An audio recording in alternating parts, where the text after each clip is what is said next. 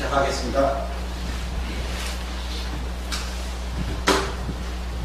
자, 오늘 경락하기로 했죠?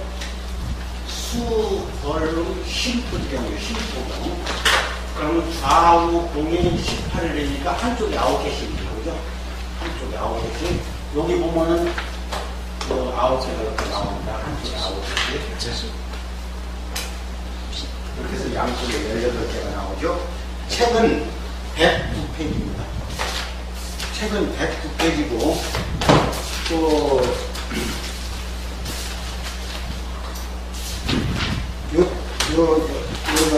기초 경락도, 요거는 이제 30페이지를 보시면은, 고려이 나와요. 기초 경락도 30페이지를 보면은, 경락이 나와요. 천지에서부터 시작해가지고 어디까지 중충까지 내려가죠. 천지에서 시작해가지고 중충까지 내려갑니다. 중충이 어딘가 하면요, 천지는 여기죠. 여기죠. 겨드랑이 있는 데서 이쪽에 천지가 되죠. 중충은 어딘가 하면요, 가운데 손가락. 가운데 손가락. 자, 보세요. 가운데 손가락에 이 손톱이 있고, 안쪽으로 넷째 손가락과 가운데 손가락 사이에 안쪽으로 손톱에서 1cm 정도. 여기가 중충. 그러면은 심포경은 음매경락이거든요. 그러니까 어디로 흘러요? 여기서 안으로 해가지고 이렇게 하면 내관이 있어요. 여기 내관. 이 우리가 기경 팔맥을 잡을 때 내관과 외관을 잡을 때요, 내 손으로다가 내 손 3개를 합쳐가지고 손목에 이렇게 대보세요. 그럼 거기가 내관. 밖으로 내관. 내관, 외관. 그래서 심포경락은 안으로 흐르기 때문에, 음의 경락이기 때문에 안으로 흐른다. 이렇게 하려고 하지. 그래서 천지까지.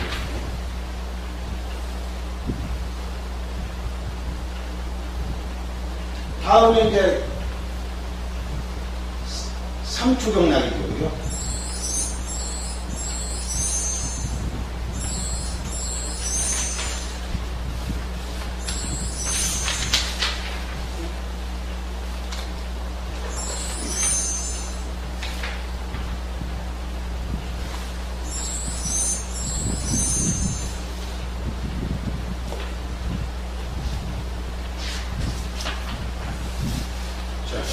수양이죠, 그죠?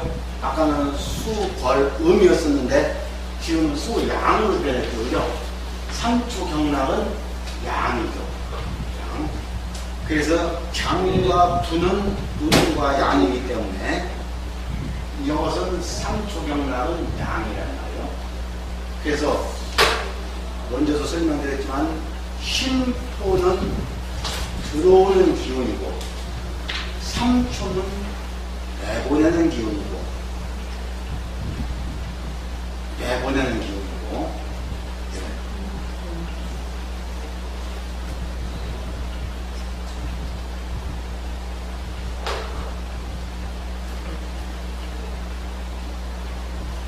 그래서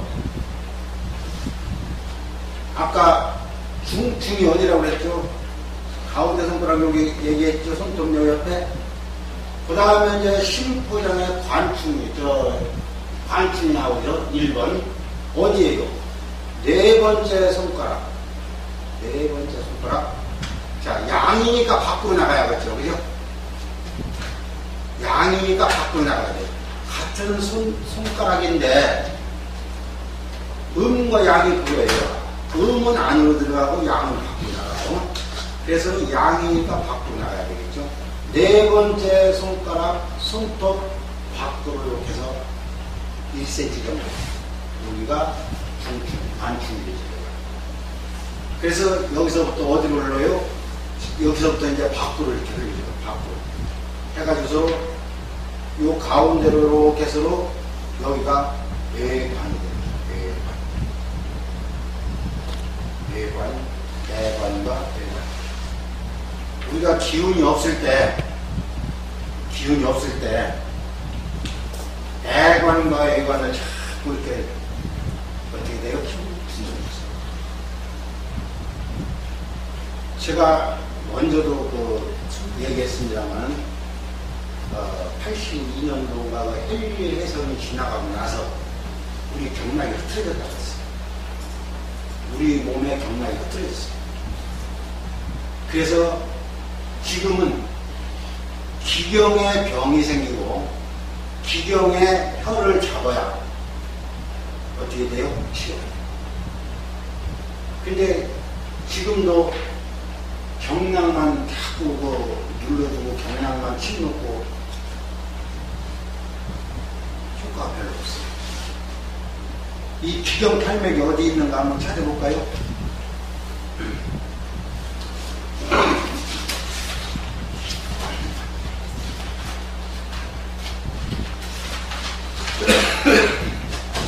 (24페이지) 한번 보세요.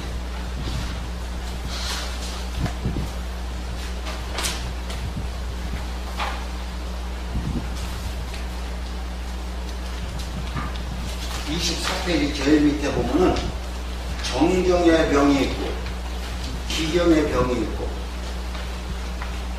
그 다음에 사해의 병이 있고 그렇단 말이에요. 사해는 우리가 통상적으로 얘기하는 사관을 얘기하는 거예요. 사관. 합곡과 우리 여기 합곡과 엄지손가락과 두 번째 손가락 사이가 여기 합곡이죠. 그 다음에 엄지발가락과 두 번째 발가락 사이가 태충이에요. 요 네 군데를 사관이라고 그러죠. 우리가 사관을 통한다고 그러죠. 그 한의원에 같은 데 이런 데 가면 사관 통한다고 그러죠. 그죠? 제일 큰 혈이 이 사해혈이거든요. 네 군데. 그 다음으로 큰 것이 기경팔맥. 기경팔맥. 그냥 장부마다 다 뭐가 있어요? 기경이 들어가 있는데 여기에서도 3초에서의 기경은 어떤 거예요? 외관이죠. 다섯 번째로 외관. 그렇죠? 외관. 그리고 아까는 지나갔습니다만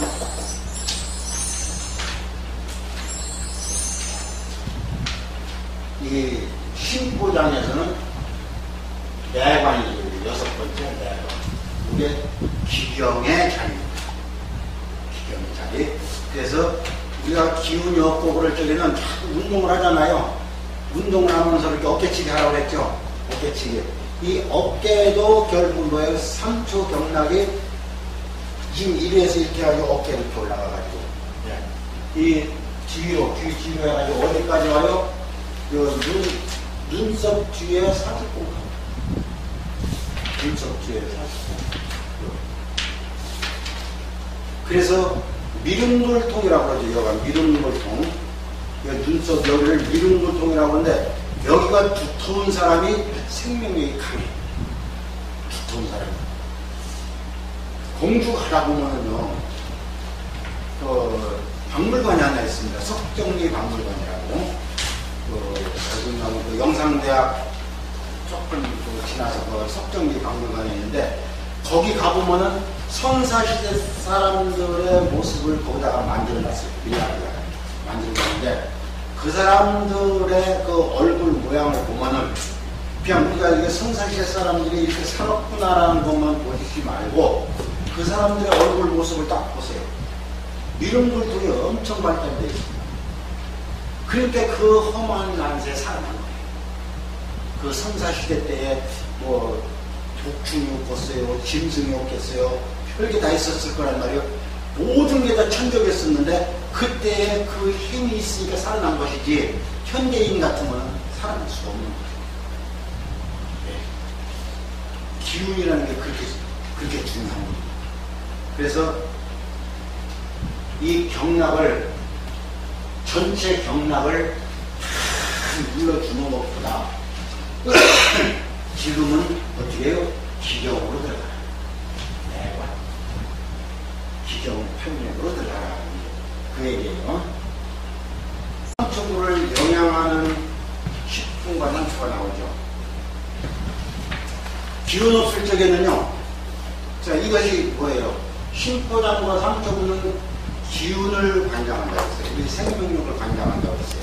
그렇게 기운이 없다는 것은 내 생명력도 떨어진다는 얘기예요. 저번 시간에 제가 원기와 복기에 대해서 설명을 드렸는데, 복기가 원기를 항상 이렇게 보충을 해줘야 되는데, 그 보충이 안 되면 어떻게 돼요? 원기가 세진해지면은 생명이 없어지는 거예요. 그래서 우리는 늘 복기를 먹는단 말이에요. 근데 요즘 옥수수, 생옥수수가 나와요. 생옥수수 나와요. 다음 주에 한번 옥수수 한번 가져볼까요? 생옥수수를 그대로 잡숴보세요. 잡숴보시고. 근데 뭐 한두 번 먹어서 어떤 효과를 나타내기보다는 생거를 우리가 이렇게 먹을 수 있다는 거. 먹을 수 있다는 거. 어저께 제가 산에 잠깐 갈 일이 있어서 갔는데, 딸기, 산딸기 있잖아요. 그만해가지고 빨갛게 있는 산딸기가 엄청 많이 달렸어요. 그걸 막 몇 주먹을 이렇게 따서 먹었는데, 그건 뭐예요? 익힌 게 아니잖아요. 그죠? 날걸로 먹었단 말이에요. 그 날걸로 먹음으로 인해가지고 우리 몸에는 뭐가 발생해요?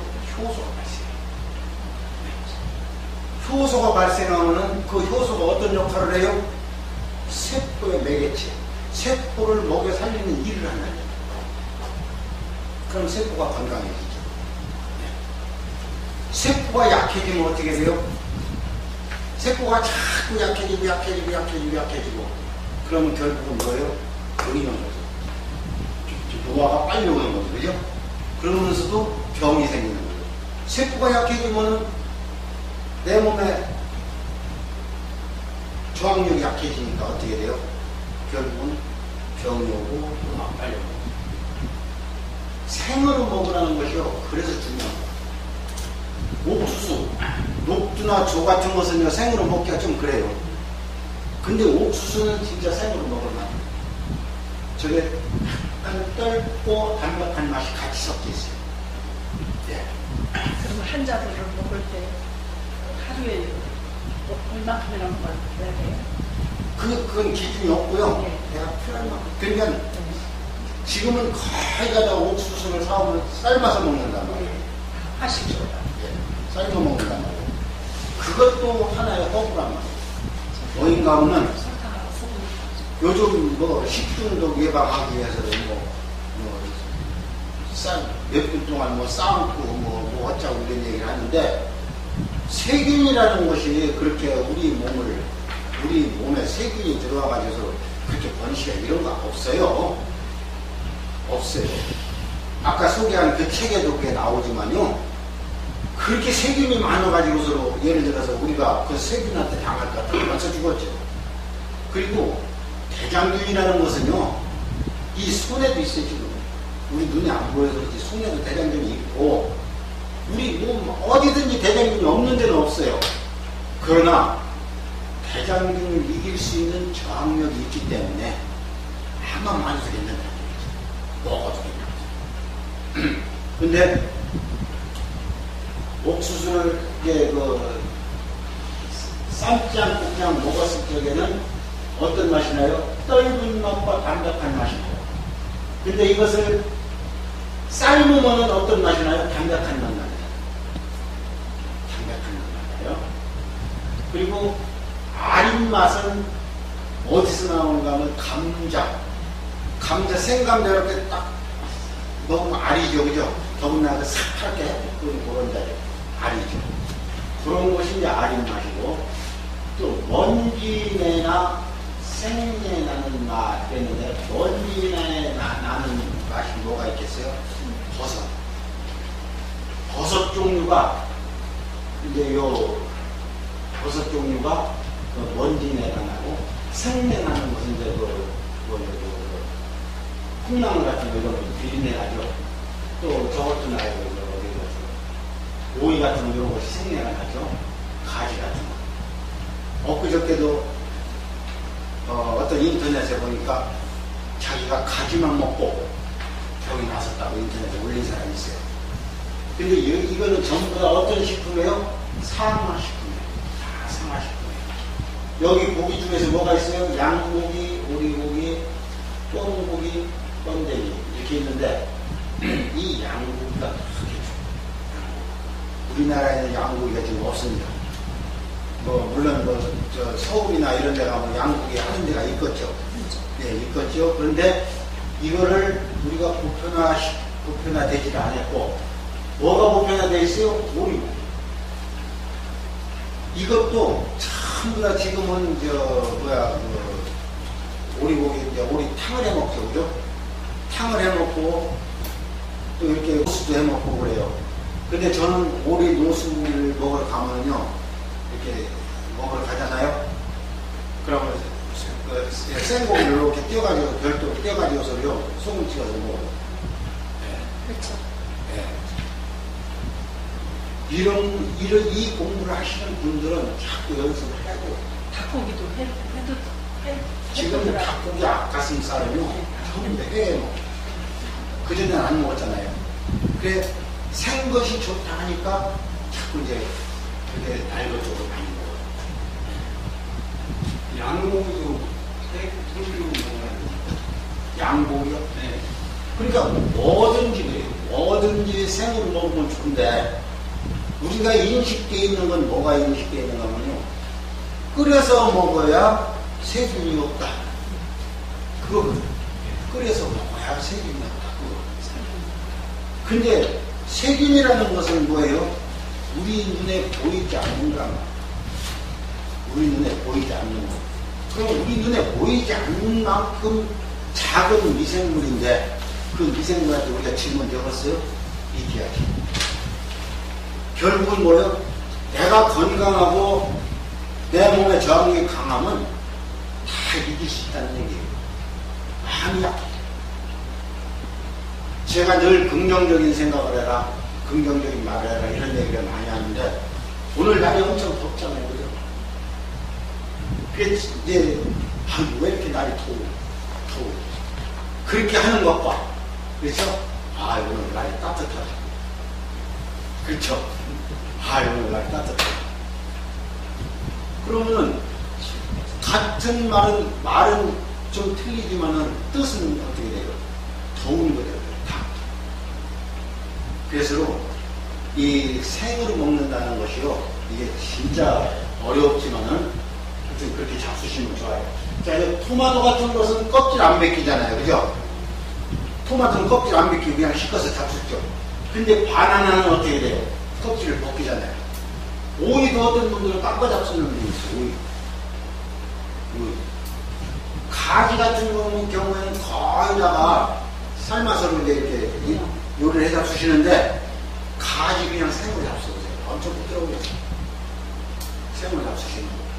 오이는 우리가 생으로 많이 먹죠. 이거는 오이는 그죠? 오이 냉채 같은 거 해 먹을 때도 생으로. 근데 절대 껍질을 깎으시면 안 돼요. 깎으시면 안 돼요. 그냥 잡숴야 되고요. 이 곡식 중에 이 중에서 제일 중요한 게 뭐예요? 곡식이잖아요. 그게 제일 위에 있잖아요. 곡식이. 그런데 곡식 중에서도 옥수수가 어떤이고 녹두조. 그래서 기운 없을 때 내가 뭐를 해 먹으라고 했어요? 여기다가 녹두하고 전복을 넣어서 죽을 끓여서 노인들 기운 없을 때 해드려요. 옛날부터 녹두죽은 기운 없는 노인들 많이 해드렸어요. 자, 콩나물이 비린내가 나서 이거 진짜 생으로 먹기가 힘들어요. 콩나물. 그렇죠? 고사리도 그렇고 고사리는 독해요.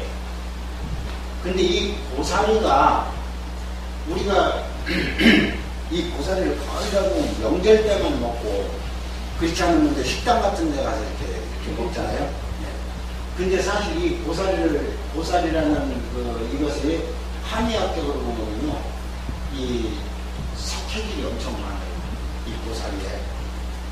석회질이 많아가지고 우리 이빨이나 뼈를 좋게 해주는 이런 성분이 있어요. 고사리가. 그리고 양배추는 그냥 먹어도 좋고 삶아 먹어도 좋고 이렇게 삶아서 삶아 먹어도 좋고 그냥 먹어도 좋고 양배추 좋죠. 요즘 또 우엉이 한참 뜹니다. 왜 뜨는가 했더니만요 우엉이 중국에서 나오는 것이요 얼추 이렇게 돼요. 근데 굵기가 요 정도가 됐는데 요 끝에서 이 끝까지가 굵기가 비슷해요. 전체 땅을 보니까 그렇게 크더라고요. 이게 지금 15,000원 10kg짜리 10kg 근데 15,000원 한 통이. 이걸 가정집에서 사다가 뭐라는가 하면 쓸어가지고 그걸 말려요. 그래가지고 그걸 물을 끓여요. 물을 끓여 먹으면 약간 달큰하면서도 좀 시원한 어떤 이런 맛이 나는데 이 우엉을 생으로 잡숴보세요. 향이 그렇게 좋습니다. 생으로 잡수시면 향이 좋아요.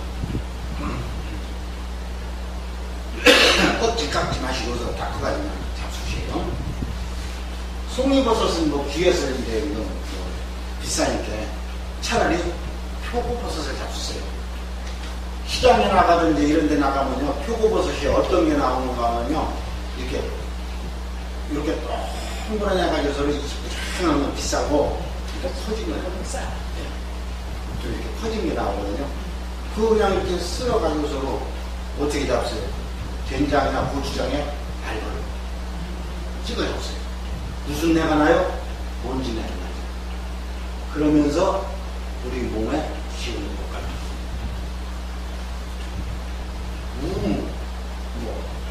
이런 것은 이제 바다에서 나오는 거니까 이쪽은 좀 귀하지고요. 그러면 전부 다 가공식품으로 나오는 거 같은 건 아욱 같은 것은 이건 뭐 감춰놓고 먹는다든가 뭐 가을에 이런 게 중독이다. 이 번데기가 그전에 여기 대전에서도 나왔는데 지금은 이 번데기가 중국에서 냉동시켜서 들어와요. 그 냉동시켜서 들어온 것을 다시 녹여가지고서 그걸 다시 끓여가지고 이렇게 팔거든요. 그래도 일단은 냉동된 것은 약은 뿌리지 않거든요. 그렇죠? 약은 안 뿌려요. 근데 일단 냉동된 것은 다시 녹이면 괜찮아요. 그거 우렁도 그렇게 냉동된 거 나오더라고요. 우렁도 그렇고 도술비도 그렇고 중국에서. 그러면 그건 약은 안 뿌리나요? 우렁도 그렇고. 냉동되는 건 이제 방부제가 안 들고요. 네. 도술비도 그렇고 우렁도 그렇고 냉동해서 이렇게. 고추 같은 거, 뼈 같은 거 이런 것들은 냉동이 안 되잖아요. 네. 그런 것은 오다가 상할 수가 있는데 방부제를 뿌려버립니다. 근데 냉동시키는 것은 방부제를 뿌릴 필요가 없죠. 냉동된 거니까. 그러니까 그 태평양 같은 데서 참치 같은 거 막 100kg, 200kg 같은 거 이런 거 잡을 때 보세요. 전부 다 냉동시켜가지고 왔거든요.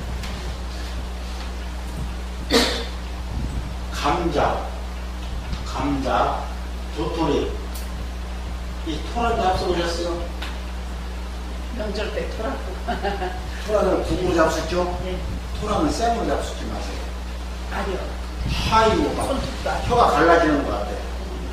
생을 잡수지 마세요. 토란은 이런 것은 그냥 잡수시는데 그 독이 강하기 때문에 생으로 먹으면 혀가 갈라질 정도로 독이 강해요. 그래서 이런 것은 법제를 한다는 거죠. 그 법제가 뭐예요? 삶는 거죠. 그 독을 순화시키는 거죠. 죽순은요, 우리가 얼른 얘기해서 죽순이 단양 지역에 가면 대나무가 이렇게 붉은 데서 나오는 죽순은 이렇게 커가지고 이만해요. 그렇죠? 요리용으로 많이 써요. 근데 이런 지역에도 대나무 밑에 가보면요, 이렇게 가늘면서도 나오는 죽순이 있어요. 근데 성질이 찹니다. 성질이 엄청 차요. 대나무 자체가 성질이 차요. 그렇기 때문에 죽순도 성질이 차기 때문에 어떻게 해야 돼요? 말려서 먹어요. 말려서 먹든지 뜨거운 물에 데쳐서 먹어요. 이렇게 먹어요. 당근 같은 경우에는 우리가 많이 먹죠. 이거 뭐 깎아서도 먹고 그냥 뭐 요리하는 데서 먹는데 당근을 갖다가 삶아버리면 어떻게 돼요? 터져요. 못 써버려요. 그러니까 어디다가 제일 많이 들어가는 데가 어디예요? 잡채. 그렇죠? 잡채. 아니면 김밥. 근데 거기에는 어떻게 돼요? 살짝 데치죠. 살짝 아삭아삭하게. 근데 모든 식품이 그래요.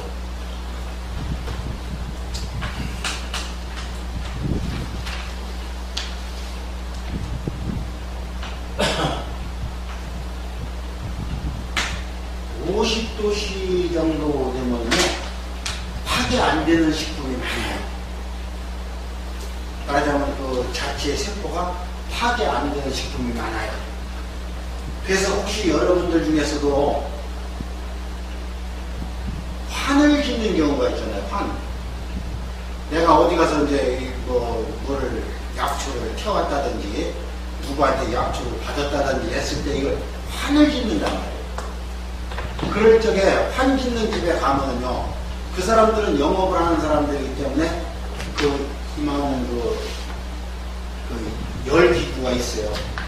환을 말리는 환풍기가 있어요.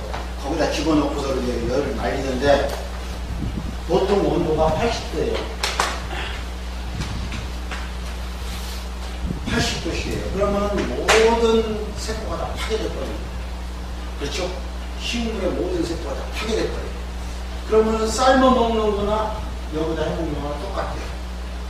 근데 환 짓는 데 가가지고 천천히 해도 괜찮으니까 50도씩 밑에로 40도에서 45도 정도만 해주세요 하면은 그 사람들이 돈을 좀 더 요구하든지 아니면 시간을 늦춰서 이렇게 이제 언제쯤 오라고 하든지 해가지고 이렇게 늦게 해줘요. 요렇게만 하면은 환을 줘도 모든 그 약초의 그 성능이 살아있어요. 판을 지으실 때 끈끈하게 안 묻혀지기 때문에 거기에 끈끈하게 하는 것을 무엇으로들 하나요? 이제 거의가 다 밀가루 아니면 찹쌀가루를 넣거든요. 거기에 꿀이 들어요. 꿀, 저기 오리고당 같은 거, 물엿 같은 거. 예. 꿀이 들어갔는데 지금 그것도 문제예요. 그래서. 예를 들어서 내가 꿀을 한 병 갖다 주고 요걸로 해주세요. 그러면 그거 다 지켜봐야 되잖아요. 예. 다 만들 동안까지. 예. 그 다른 사람 거 만드는 동안 그거 언제 기다려? 그렇게 갖다 주지 말아요.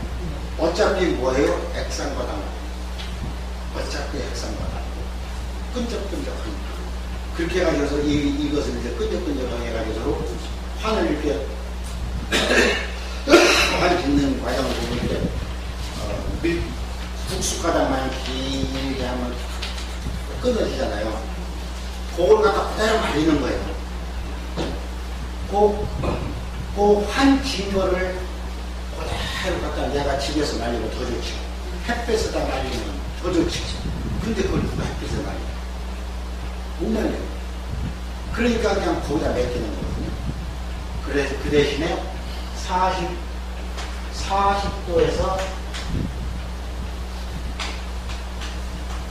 50도 사이에만 해주세요. 그 사람들도 알아서 해요. 이렇게. 그러면은 좋아요.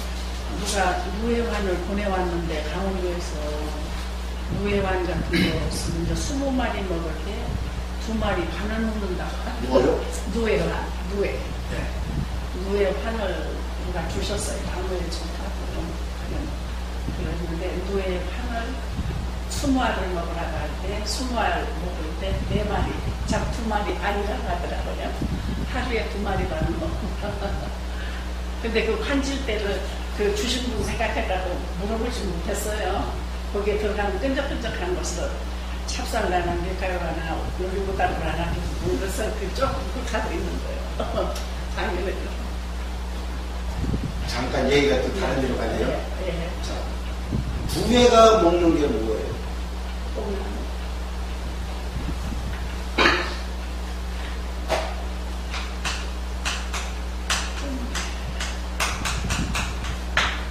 뽕잎을 먹죠. 근데 뽕나무 뿌리. 뿌리가 뭐예요?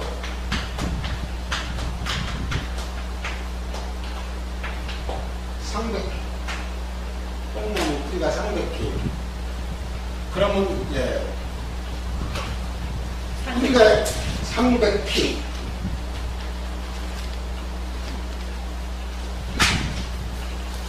이게 뭔가 하면 뽕나무 뿌리를 이렇게 캐보잖아요.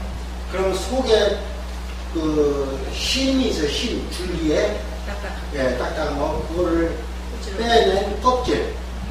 껍질이 이게 이렇게 보면은 겉에는 노랗게 돼 있어요. 겉껍질이죠.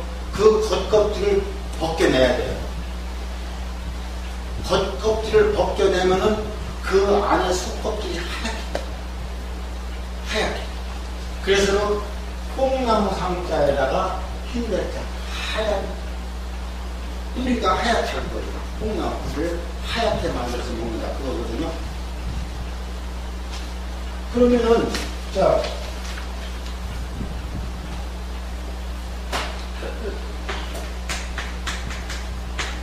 누에라고 이렇게 써야 되나? 이렇게 써야죠. 그죠? 예, 예. 누에는 뭐를 먹어요? 똥물을 먹고. 사람은 뭐를 먹어요? 뿌리를 먹어요. 그렇죠? 예. 그러면 어차피 요건 1차 식품이고, 예. 우리가 만약에 누에를 먹으면 요거는 2차 식품이고, 그죠? 그러면 약성이 어디가 강하세요? 1차 식품이 강하죠. 1차 식품이. 장사꾼들은 제가 늘 하는 얘기가 그거예요. 장사꾼들은 무엇인지 귀해야 돈이 돼요. 그냥은 돈이 안 돼요.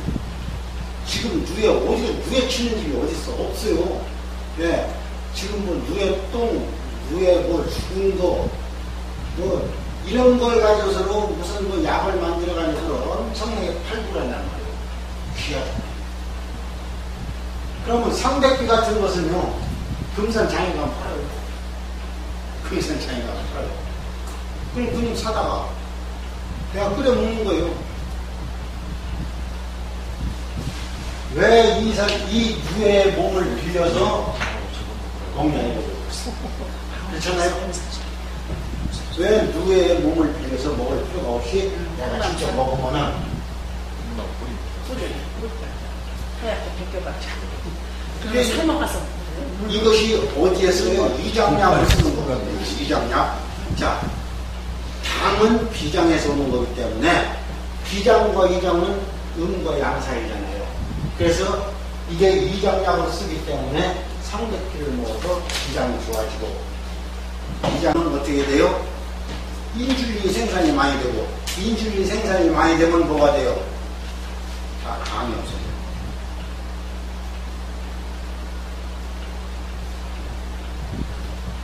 지금 이제 이쪽에 얘기하다가 이제 그렇게 됐는데, 어디까지 했어요? 당면까지 했죠? 예. 네.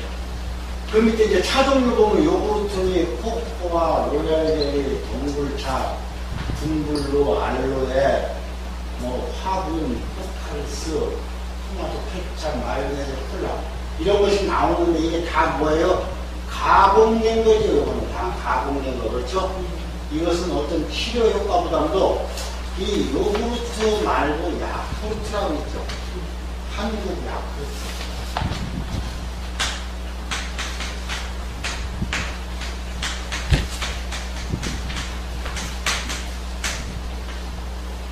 이 야쿠르트가 일본에서 개발된 거죠. 발효식품이거든요. 지금 일본 만나 효소는요, 전 세계에서 그렇게 큰 데가 없어요. 만나 효소가요. 근데 우리나라 대기업에서도 이런 효소식품에 손을 대야 되는데 돈이 안 되니까. 만다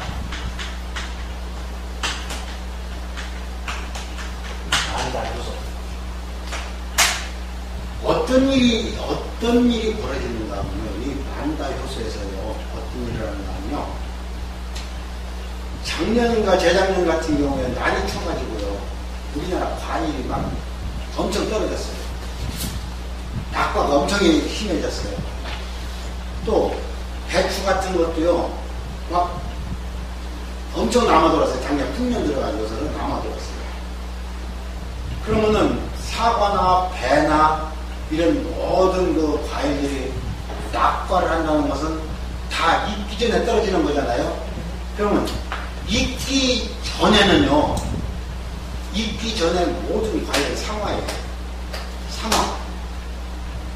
무슨 말인가 하면 떫은 맛이 많다는 얘기죠. 독이 들어있지 않아요? 네? 독이 들어있지 않아요? 설과일 먹으면 설사라고 그거는 이제 하고. 사람 생각인데 네. 그걸 자꾸 과거로다가 분석하려고 하니까 그게 나오거든요. 그래서 제가 소금 속에 들어있는 비소나 매실 속에 들어있는 비소나 그거는 뼈를 만드는 원료란 말이에요. 자연 발생된 비소는 뼈를 만드는 원료인데 사람이 만든 비소는 뭐예요? 사람을 죽게 하는 독이에요. 그걸 갖다가 자꾸 한 가지만 생각하는 거예요. 과학적으로만 생각하니까 그렇다. 그러면 이 낙과가 예를 들어서 독이 있다 하더라도 그거는 자기 몸을 보호하기 위한 독이란 말이에요. 그것이 상황을 떨어진다.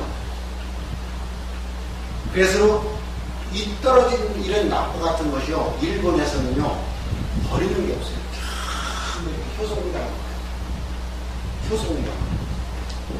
우리나라는 어떻게 됐어요? 그 국민들한테 팔아주라고 했지만은 그 몇 사람이나 팔아줘요. 다 어떻게 돼요? 땅속으로. 그러니까 우리나라 대기업 같은 데서도 이런 효소 제품에 손을 대가지고 국민들 건강에 이렇게 참여를 해야 되는데 한 해 이익만 바라고 자꾸 그쪽으로만 가요. 이익 없는 거 안 해요. 이것이 문제. 이런 것도 우리가 얘기를 해서 밝혀져야 되는데 누가 얘기할 사람이 있어요? 그렇잖아요. 우리는 힘이 너무 약하다니. 비소에 대해서 다시 한번 말씀해 주실 수 있으시죠? 네. 네. 자연에서 발생되는 비소는 그 뼈를 만드는 원료가 돼요.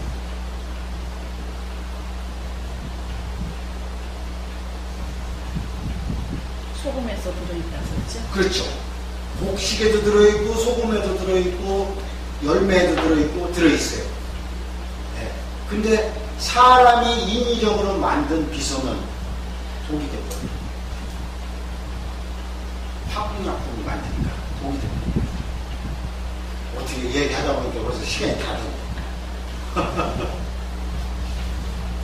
그래서 이 상화식품을 우리가 생식 처방할 때도 늘 그거거든요. 어느 부위가 약하냐. 우리 이혁구 선생님, 이혁구 선생님이 이제 이가 너무 약해가지고 제가 늘 소식하라고 그랬죠. 지금 소식하세요? 처음부터 하기는 어려워요. 그런데 자꾸 내가 소식을 해야 되겠다. 그래가지고서는 음식을 줄여야 돼요. 그건 누가 시켜서도 안 되고 줄여야 돼요. 그러면은 우리 이혁구 선생님 같은 경우는 이가 약하잖아요. 그럼 이 약한 생식만 처방하는 게 아니고 거기에 뭐가 들어가요? 상화가 같이 들어가요. 기운을 낼 수 있는. 그렇죠? 자, 기운만 내면 어떻게 돼요? 우리 몸이 폭발해버려요.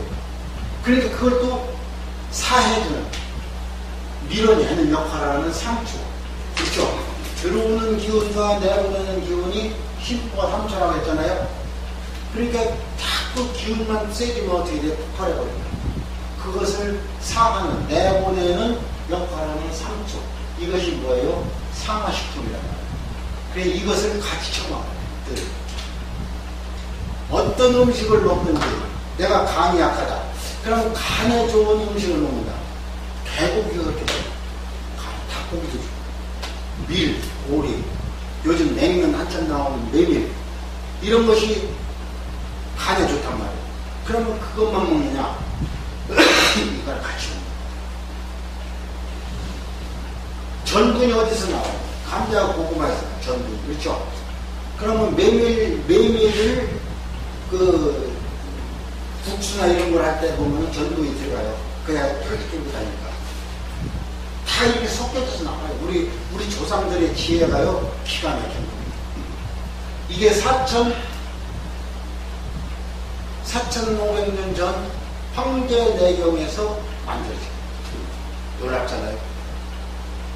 근데 그동안 우리가 이거를 몰랐고 무시했고 너무 현대의학에 의존하다 보니까 이것이 가려졌거든요. 앞으로는요, 이런 음식은 우리가 쫓아다니면서 먹어야 돼요. 누가 권하기 전에 내가 쫓아다니면서 찾아요. 시간이 다 돼서 여기서 마치겠습니다. 감사합니다.